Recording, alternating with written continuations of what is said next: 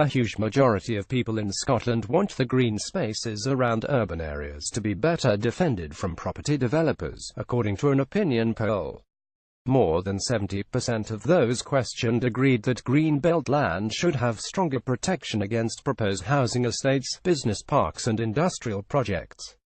This year Scottish ministers have overturned their own experts' advice to give the go-ahead to two major developments that will damage green belts, a sports centre near Dunblane and a film studio near Edinburgh.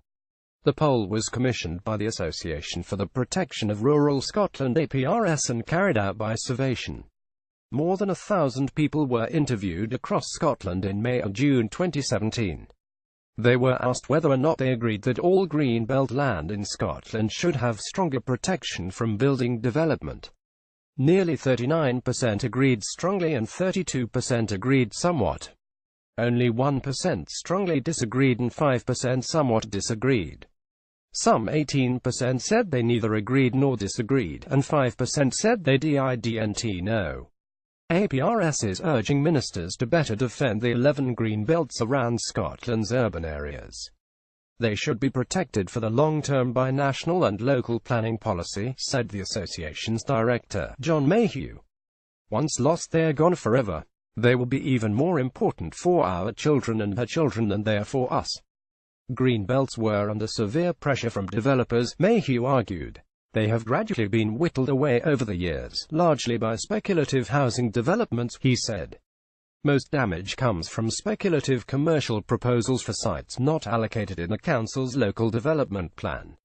Sometimes the development sounds worthy, such as a film studio or a tennis centre, but also includes extensive housing or hotel development. In April, the Scottish Government gave notice of its intention to grant planning permission in principle for Pentland Film Studio and linked developments near Straighton in Midlothian. Ministers rejected a recommendation from the planning reporter to refuse permission because of the damage that would be done to Edinburgh's green belt.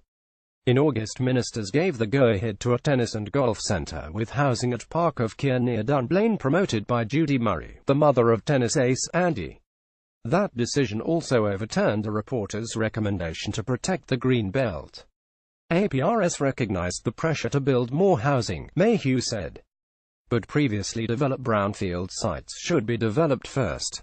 Development sites in green belts should only be allocated as a last resort.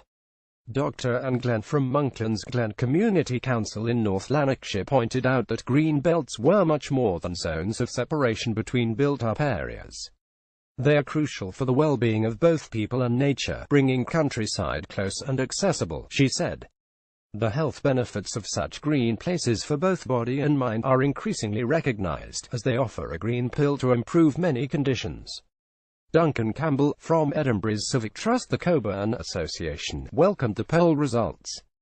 I sincerely hope it will send a strong signal to policy and decision-makers to achieve a more equitable balance between the requirements of growth and those of the environment and society, he said. The Scottish Government stressed there were already strong protections for green belts. Any proposed development must be weighed up on environmental considerations as well as other criteria, said a spokesperson. We will listen carefully to all representations going forward as we look to review, simplify and improve the planning system.